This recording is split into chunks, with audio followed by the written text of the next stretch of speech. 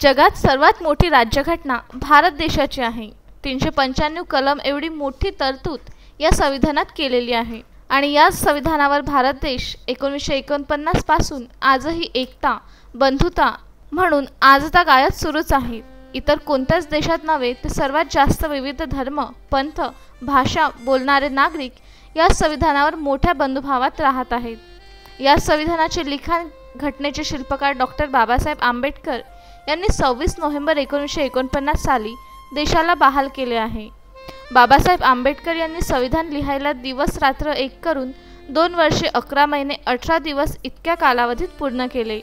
याच दिनाचे औचित्य साधून भारत देशात सर्वत्र संविधान दिवस साजरा केला जातो।